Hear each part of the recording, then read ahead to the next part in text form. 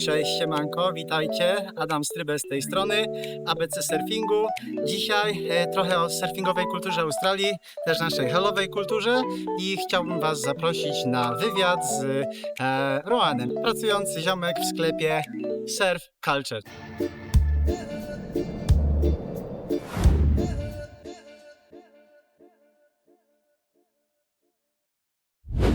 Siemanko, witajcie, ABC Surfingu. Tak jak Wam zapowiadałem, wszedłem już do sklepu Bondi Self Culture, a teraz z nami pracujący tutaj, uczący tak samo, dający lekcje, taki coaching albo też profesjonalne, Rohan Wilcox. Hi mate, how are you? Good. How we doing? All good, thank Yeah, you. we're all good. I'm very glad, thanks that you can share the time with us. It's all good. We've Pleasure met all already. mine. Okay. Yeah.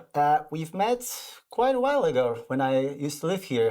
Yeah, long time. I think Yeah. it was like end of 2016, 2017. That Goes quick. Yeah, it goes quick. That was, I don't know, I don't remember, your boss or one of the bosses last time saying that he remembered me from the time when you were up in Junction. Yeah, absolutely. Yeah, no, we try, you know what I mean? Without, like, for us as a store, like, it's all about customer service. We try to remember everybody and... That's very nice, I appreciate it. No, that's all good. It's what we do. We just try to build community, you know? Surf culture, that's also basically the thing. Not only that I liked your shop, I always felt good, like back in the times up there. I compare it sometimes to like women like shopping and they can stay in a mall like for 2-3 hours, or all day. And I'm that kind of what I was laughing, surf pervert, like on Instagram surf porn stuff. So I go and I chill out just by staying. I think you remember I was here a few times just for. That's right. You're not the only one. Thank you, thank you, mate. Just... Don't worry about that. I'm not that bad at There's many. this. There's many. Okay. All right. Surf tragics, you know what I mean? Everyone likes to hang out. So it's also kind of this culture. So when people, they don't need to feel bad. Yeah, that's right. Yeah. Okay. And anything like the culture that you guys have, like what, since Duke came here in 1900? Surfing in Australia? Yeah. It's a massive part of our Australian culture, really. I mean, most of the population lives on the eastern seaboard. So it's, I mean, it's kind of inbuilt in us, you know what I mean? Now, even with the pools for Western Sydney or Melbourne, those surf pools, or back in, what I wanted to say, Queensland, next to Gold Coast, there's also the... the Mad Max style, like that one was I think that one hasn't kicked off just yet, but most of the one in Sydney and the one in Melbourne, the wave pool there does really well. It's just a nice addition, you know what I mean, for us, like in Sydney. No sharks, and obviously, the wave quality in Sydney is not super high like it is outside of the city areas. Or northern beaches. I've been lately even the northern beaches, North Narrabeen, and it was sweet. Like, actually, much different than Bondi or my favorite Tama. Yeah, it's much more like, they call it the Insular Peninsula. So it's kind of more small town, like every little beach is almost like another little small town.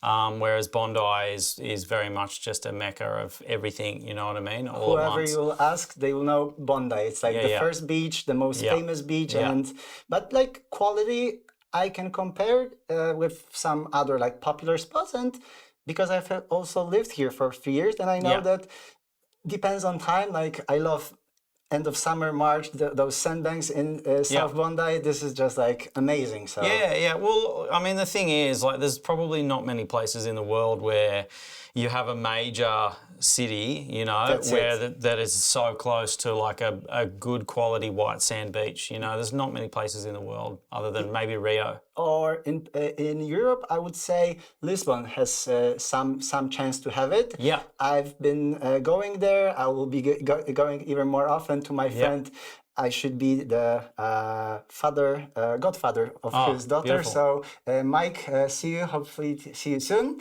And also what I've asked last time, telling you guys what I'm doing with this ABC of surfing, like trying to educate Polish surfers, get to know them exactly of the surf culture, like how it looks like somewhere else. So very happy to see it in Australia, but I think I showed you my last winter talk with a guy who have used to work here at this shop. Oh, really? Yeah. I think one of your bosses told me that it's Chris' friend. Oh, yeah, friendly. So that's it. So cheers for you, mate. Yeah. There's plenty of people who have been competing here in Bondi, right? The board riders that are also like, if you could like tell me please in few words, like what is it about with those board riders? Because I've been once in Australian Board Riders Battle 2016 in Cronulla, and it looked really great. It's just like something totally different. I haven't seen it anywhere else. What is it about? It's pretty uniquely Australian, the board riders stuff. It's like it's no different to any other club, really. It like usually, obviously, surfing is sort of known to be an individual sort of sport and or a lifestyle. It's very much a lifestyle. But it's just like having a football club, you know what I mean, where you kind of get together, except for the board riders, it's usually just a monthly thing where you just get a whole bunch of people that live at a certain beach or a little, small area. And locals only, right? Well, that's the whole thing, is like it's just like it's a local club and there's just all of these local clubs all up and down the coast sort of thing. So it's pretty uniquely Australian, and it's kind of like builds that... competitive attitude, maybe? Yeah, the competitive attitude. It's a bit of camaraderie. Like it's one of those things that sort of, it's like a little breeding ground. It gives young kids the ability to kind of get into together that. Also, like building bonds that's that'll last probably in some cases for whole life, right? Absolutely, yeah. And then it gets the competitive thing going as well. They get practice. And that's something that is definitely pushing the level. Like seeing in Australia, it's sometimes you go whether Bondi or Tama, and it's a good day, then you really need to watch out not to go into someone's wave when he really smashes it, or she. Yeah, so many girls here. Oh, totally. Surf wow. Yeah. So that's why I think I love it here, that I can also learn by looking on guys who rip, and that's also great. And what I was mentioning, I would also love to finally go to you to some coaching, because you're also surf coach, yeah? Yeah. I've coached for about 20 years or so. Okay. Very technically focused. So my thing is like I really get into the biomechanics of surfing. So the whole just the whole movement. Yeah, exactly. Like surfing is very much a lifestyle and the kind of sport where it's pretty free and easy. But like you say, lifestyle. Yeah, exactly. But there are certain biomechanical movements that you can do to sort of enhance your experience, your surfing experience. And not that you're self-taught, or like you went just for the basic classes and then you're basically doing something very wrong, and then it's even hard to change that movement that is definitely bad. Yeah, well, I mean, it's all about economics of movement. So you basically want your body to be pretty much only throwing weight or energy in a direction where you want to go. There's a few ways you want to do like it. Knowing it's when about being efficient. It's like in windsurfing, I don't know if you have some contact with it, but when you go and enter your feet in foot straps, and then you have harness, and this is like taking away the force that you don't need to waste the energy by holding it just in your hands. So I would compare it somehow in surf. Yeah, exactly. And you don't force something, you just try to be easy, yeah? Yeah, absolutely. So there's all sorts of deep intricacies that you can look at with that sort of stuff. I mean, when I start coaching kids from a really young age, the first thing I do is spend months teaching them how to be economical with their energy in the ocean and like learn stance and with paddling, just paddling with paddling. And just navigating the lineup, making sure they're not getting too tired. Reading the ocean, wave coming. Yep, seeing the right things, just having the right sort of outlook on it, so that they're preserving all of the energy for catching waves and surfing. Perfect. And then once you get on the face, it's about surfing economically as well. Yeah, with those basics, like I say, the ABC of surfing in this case, that's perfectly fitting. And then they are becoming already just with that, not theory, but theory / practice, but they are already becoming better surfers because they will understand what's happening in this environment, right? Yeah, exactly. So you're just working with the environment around you. So, but I look at it like surfing's no different to any sport, like tennis or whatever it is, like football, anything like that. There's technical elements of it that you need to get right. And if you can start with those fundamentals, or at least work on those fundamentals when you're early to surfing, you know, it doesn't have to come from a young age, just when you're starting out and you kind of try to get yourself with some sort of good habits, I guess, then basically it just means the better you get at surfing, the more fun it becomes. Definitely. Right? And after the first fun and drops, like how yeah, that's right. surfing Well, you hit is. ceilings, you know, you hit a ceiling and then you kind of want to keep pushing up and sort of thing. So some people don't, and it's also okay, but definitely surfing is, like, in your opinion, for who is, like, what type of people usually go deeper into surfing, like those... Oh, look, I mean, surfing's for everybody, I think, you know what I mean? And you can start at any age, it doesn't really matter. Surfing's just one of the most fun activities you could ever do on the planet, you know? So I think it's pretty much for anybody, but, you know, when kids start early, they get obsessed with it because it's just not like anything else, you know? Like most people start surfing and they just become obsessed with it because it's...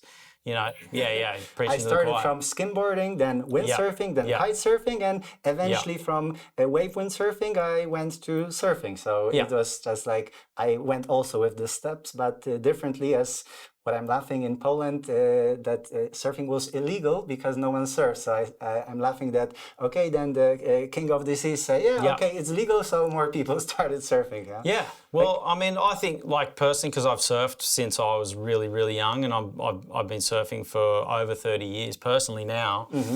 I think it's great that there's people surfing everywhere. I won't ask about your age, but it's you can do the math. You can do the math. But did you start with nippers? Sorry, Clint. No, I didn't. My brother did. And it's like, if you it's pretty common to learn the ocean that way. Like, could it also please Well, it's another club thing, but it's all about basically learning the ocean and then doing, you know, paddling races. It is an introduction to the ocean, paddling.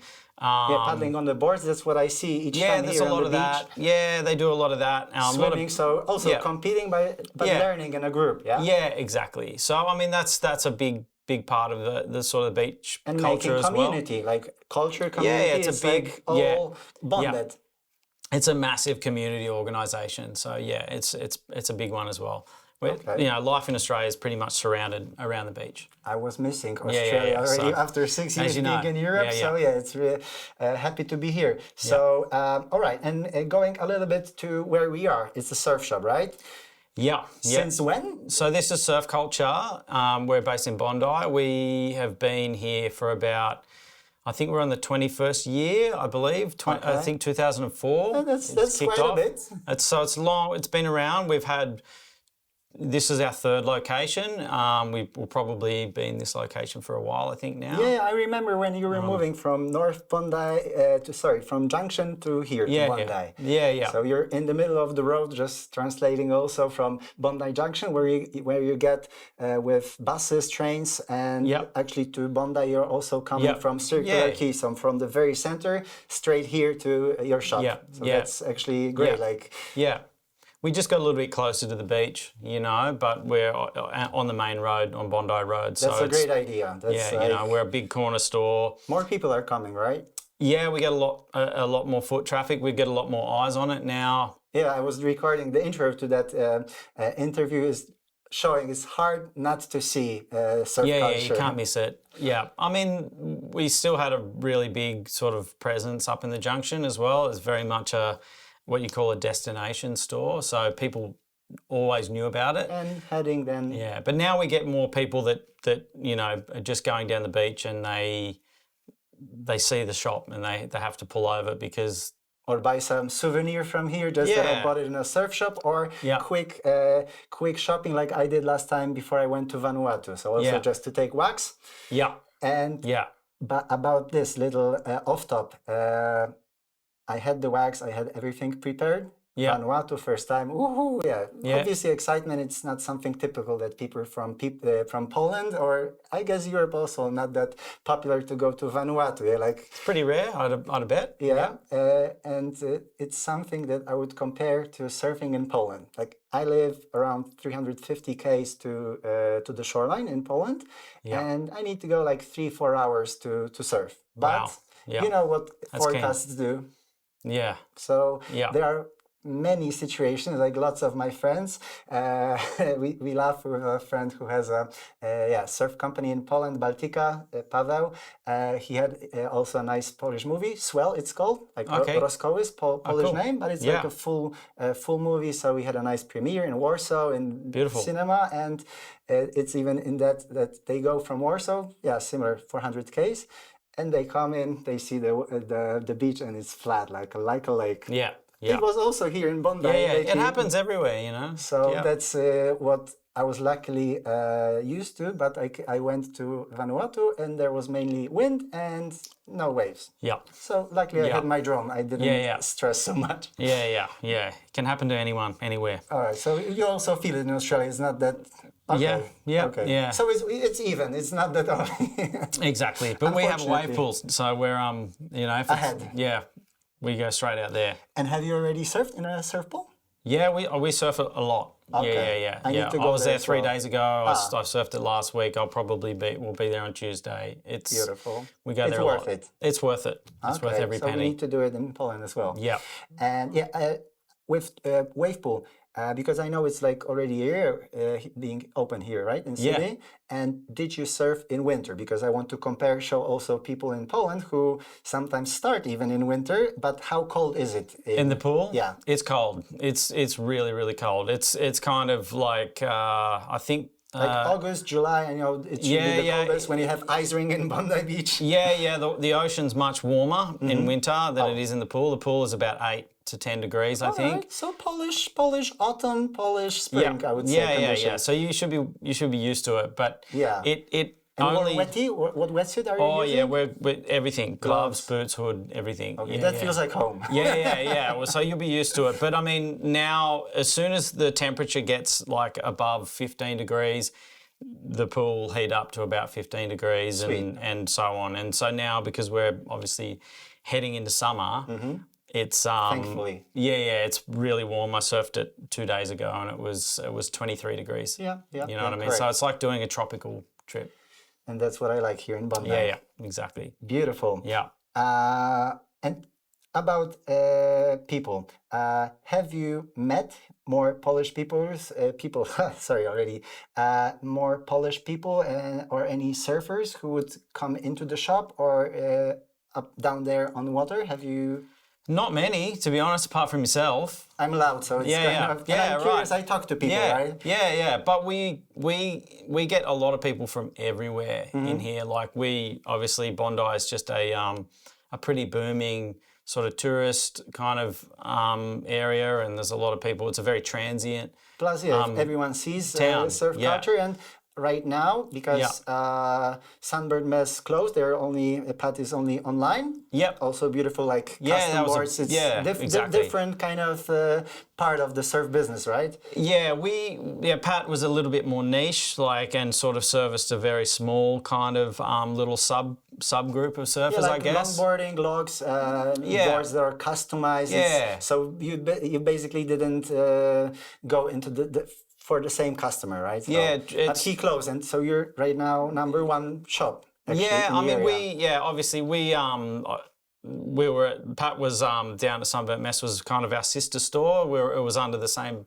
banner, so same owner. So I didn't know that. Okay. Yeah, well there you go. So I mean it was exactly. So it was sort of half owned by our owner here. It was really a cool store. Yeah, it was cool. Coffee shop, I love to pass it. Super cool guy as well. So Yeah. So we try to do different stuff anyway to let Pat do his thing down there, but we pretty much catered to everyone. We're sort of like we kind of now in a little storage, like little, not little because they're around like 70, 80 boards, I don't know. At least. Looks big. And do you know, like also off top, but about the shop, approximately, do you know how many boards you have in the store? Because it's huge. Yeah, we have about 1,000 boards, I think. I love it. I have 50 boards at home, so I need to So I'm pretty sure we've got about 800 hard boards and about 200 soft boards as well. So which is obviously a massive part of our business. Foamies, and bodyboards as well? And bodyboards as well. But so about it, the soft boards. This is something like quite new, let's say internationally, but over here in Australia, that was made what, for summer waves, or where from does the idea come from? Well, I mean, back when I started to surf, there was nothing like that. All of us, I mean, I learned to surf on a shortboard. It was 4'6". I tried once as well in Sicily, and it was definitely too small. And I thought I could windsurf in waves, but it's just like totally different. It's really difficult. Surfing is one of the hardest sports in the world. It is.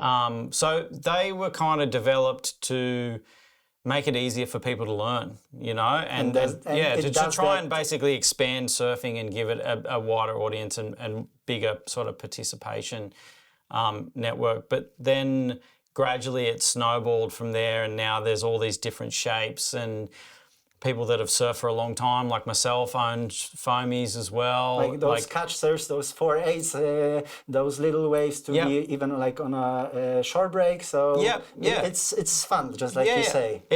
And it takes the seriousness out of surfing. It's much safer. Because it has soft fins, like I was showing recently on my channel in Polish, and and you can go in those full summer waves and not kill anyone. Well, that's the thing. I mean, for us, our beach down here is like probably one of the most crowded beaches in the Southern Hemisphere, in the world even. It also makes you guys guys and girls, better surfers, because that's something I learned here, because when there's like 10 people on the lineup, on the best peak, then just one will go, and you often hear like you were the closest to the point, and to the peak, to the peak. Thank you very much. ABC of surfing. And then like I'm starting here, and then a dude, mate, is trying also to get in, so he's like, hey, mate, don't drop in on my wave, right? And what's the dropping in culture? Is it something that is happening only with tourists, or it's something that sometimes happens also to locals between? Look, I mean, surfing's a little bit of a funny thing because it's a little bit more hierarchical, you know. There's a little bit of a hierarchy to it. Localism. And so... Not that anyone is fighting, but once I saw the guys, locals, the core lords of Tamarama, they kindly ask a longboarder to go to Bondi. Look, all these things can happen, and you can have things like that go on. But it's also safety, I understood totally. It's predominantly safety, and obviously people that sort of live in an area and frequent the spot pretty much every day. That's exactly, and so that's why a lot of surfers look at it all the way around the world. But I mean, it's one of those things. Surfing is for everyone. But there's going to be the whole idea of surfing and having right of way and all that sort of stuff is around. There's also a thing, I don't know if you yourself or here in those surf schools, if you already teach the culture as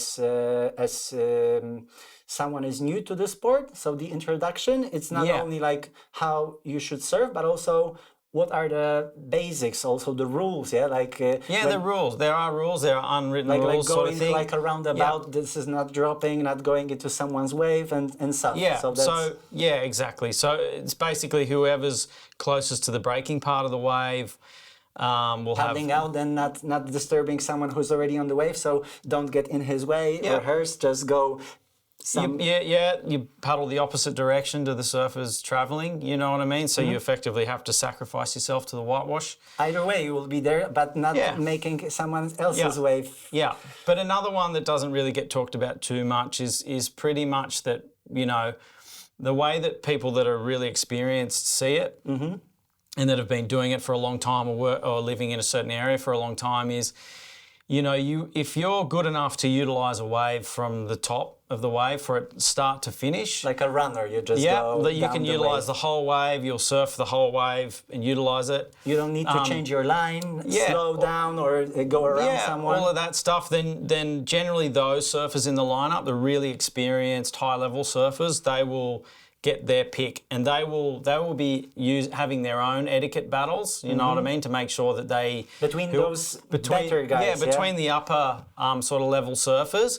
But if you're a beginner, so to say, like you wouldn't probably be sitting where those surfers are. Or when you're sitting, you may have some problems like disturbing anyone, or like pretty much a situation where someone gets tangled with leashes, the boards, something can break, and it happened even to me when I was a cook. So I know that definitely it might be risky to be in a wrong place. Well, yeah, I mean, effectively what you want to do is you want to get yourself in a situation where you can just focus on yourself and do your own thing. As you get more and more knowledge and closer to peak, being you just get further out. Exactly, you just get closer to the higher quality waves. There'll be waves in a lineup that are the most sought after, which the most experienced surfers will be contesting for. So you're working up the hierarchy, and people then accept you, like, hey mate, take this board. Take this exactly. Wave. I had it in Hawaii, so I know also that it's like, I even have now goosebumps, but knowing that you are eventually accepted, but you need to be like coming to it slowly, proving that you can surf, so you will not waste those waves. That's what it's about. It's just It's just about not wasting waves. So I'm happy to hear. That's something effectively that was in my mind, but now hearing this from a professional, so that's definitely that's what it's about. You know. So please, guys, listen for that in Polish.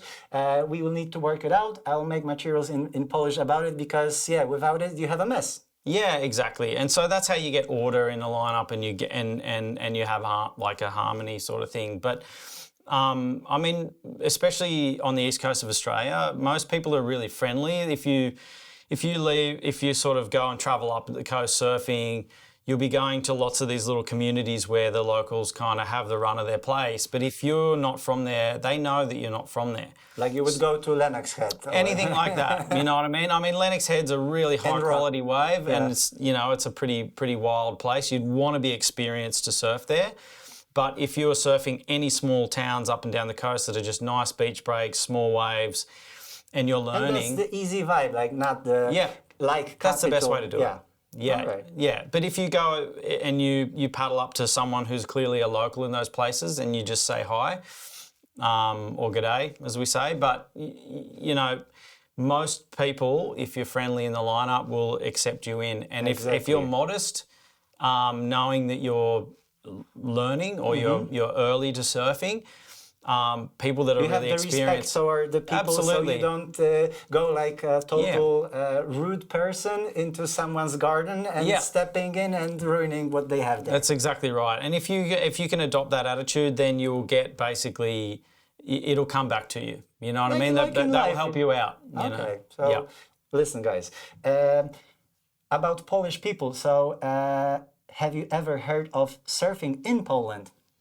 I have. It's obviously very new. Obviously, I follow what you guys are doing over there, so I think it's great. But yeah, I mean, I think it's just great that surfing is expanding all throughout Europe and Eastern Europe and all those places. You wouldn't expect, right? Places where you wouldn't expect, and you hope there's waves. So, okay. Yeah. I'm happy to hear that. We've talked about these few things. Like finishing slowly, any few hints that, like maybe a quick Australian surf lingo? For us, like everything's basically shortening everything. We just breakfast is brekkie. Brekkie. We just add a Y or an IE onto everything, pretty much, and thongs. Like many people, at least in Poland, think that these are flip flops, but this what you have on your feet. It's we just call them thongs. And like surf equipment, something you would say, like leg rope or leggy, leash. A leash is a leggy. Anything like that, we just add an IE on. And board shorts, wetsuits. Yeah, boardies. Okay. Wetties. Okay, funny. Yeah. All right, so thanks for that. I'm very happy for your time. Hints we had, so I'm very glad that you wanted and could share knowledge with us in Poland. So, Ron, see you next time already in the water. I hope you'll be able to improve my surfing. So, no worries, thanks let's a lot. do it. All right, cheers, brother.